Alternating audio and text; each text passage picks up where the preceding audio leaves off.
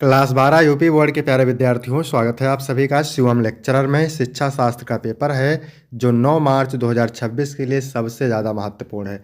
मेरे प्यारे बच्चों, पूरा पेपर एकदम अच्छे से आंसर के साथ हल करके आपको बताने वाले हैं, तो आप लोग वीडियो को पूरा अंत तक देखिएगा। यह एक वायरल पेपर है, सेम ऐसा ही पेपर आपके बोर्ड एग्जाम 2026 में पूछा जाएगा। समय 3 घंटे 15 मिनट का होता है मेरे प्यारे बच्चों, और पूर्णांक होता है 100 का। यहाँ पर थोड़ा सा निर्देश देख लेते हैं। निर्देश में क्या है, सभी प्रश्न करने अनिवार्य हैं। प्रश्न संख्या 1 बहुविकल्पीय प्रश्न है। प्रश्न संख्या 2 से 6 तक निश्चित उत्तरीय प्रश्न है, जिनका उत्तर आपको एक वाक्य में देना है। प्रश्न संख्या 7 से 12 तक अति लघु उत्तरीय प्रश्न है, जिनका उत्तर आपको लगभग 25 शब्दों में देना है। प्रश्न संख्या 13 से 18 तक लघु उत्तरीय प्रश्न है, जिनका प्रत्येक उत्तर लगभग 50 शब्दों में देना है। प्रश्न संख्या 19 से 21 तक विस्तृत उत्तरीय प्रश्न है, जिनका उत्तर आपको लगभग 250 शब्दों में देना है।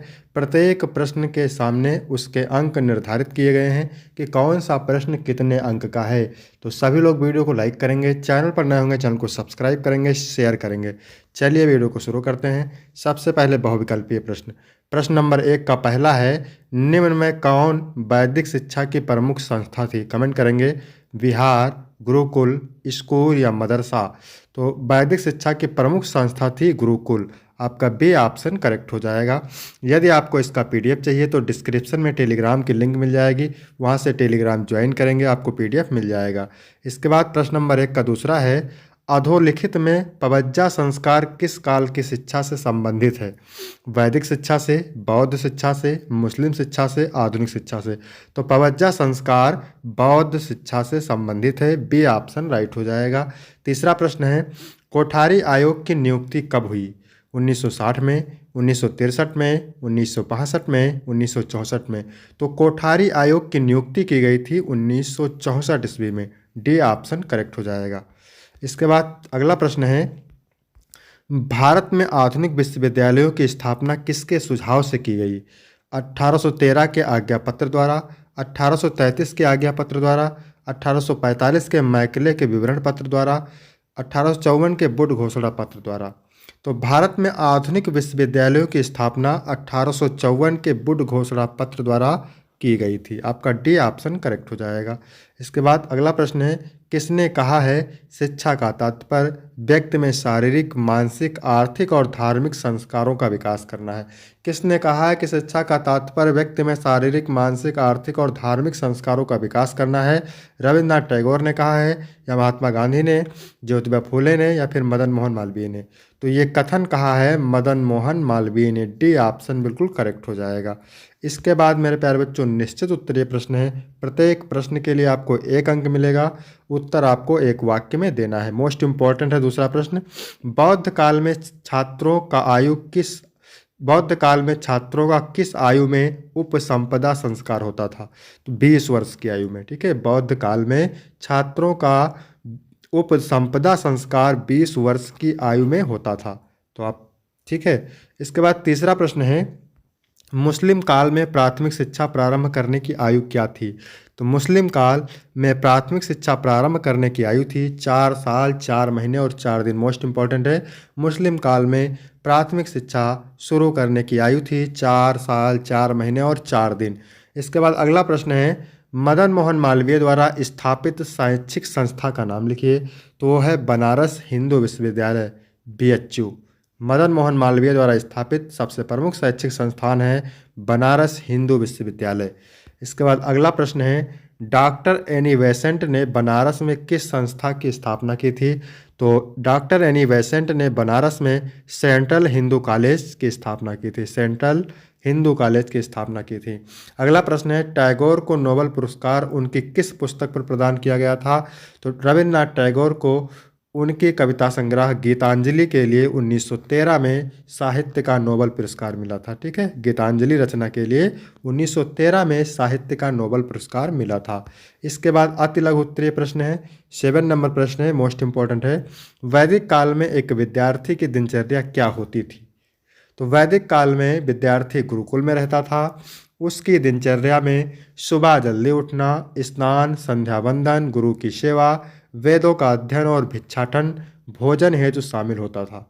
इसके बाद 7 नंबर प्रश्न पूछ रहा है, मुस्लिम काल में प्राथमिक शिक्षा प्रारंभ करने की आयु क्या थी?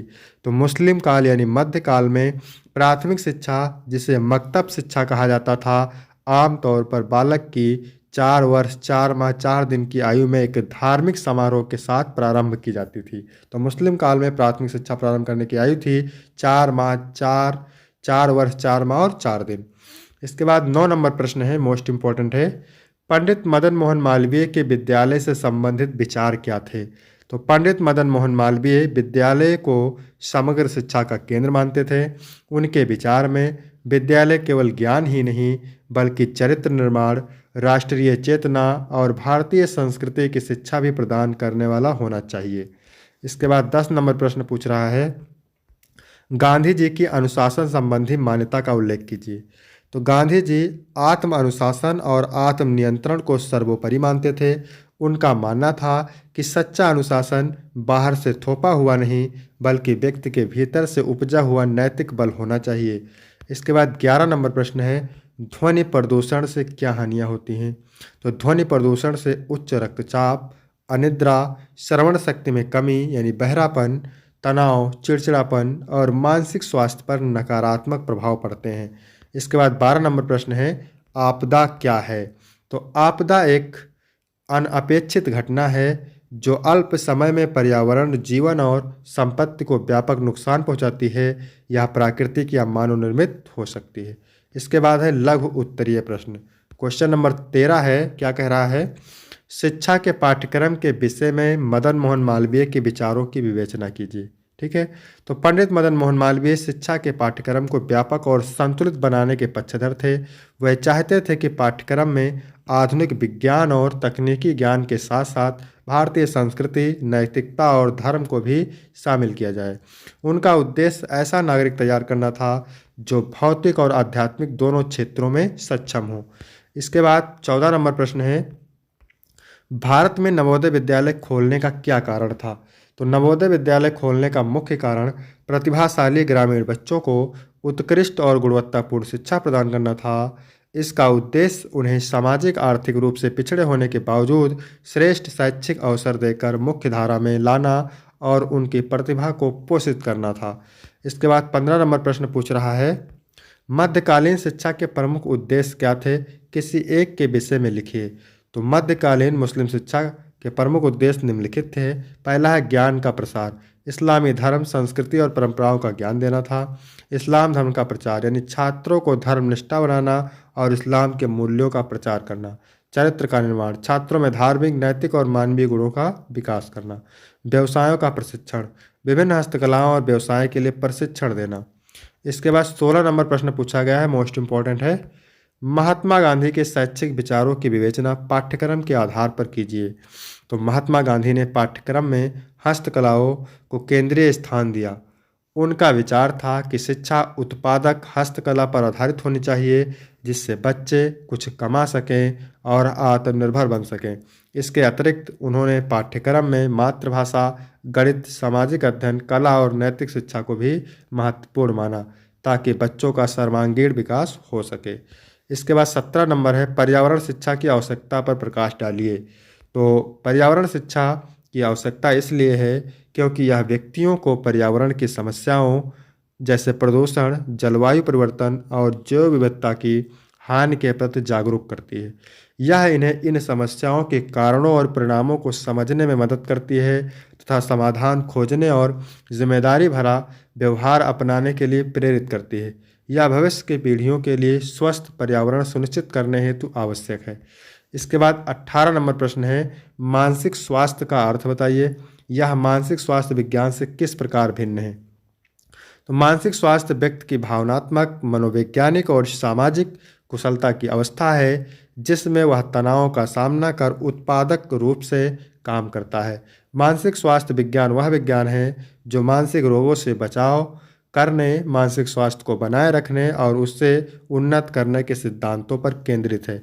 इसके बाद है विस्तृत उत्तरीय प्रश्न। क्वेश्चन नंबर 19 पूछ रहा है, पंडित मदन मोहन मालवीय के अनुसार शिक्षा के उद्देश्यों का उल्लेख कीजिए अथवा गांधी जी के शैक्षिक विचारों पर प्रकाश डालिए। तो मोस्ट इंपॉर्टेंट है, इन प्रश्नों को आप तैयार करेंगे।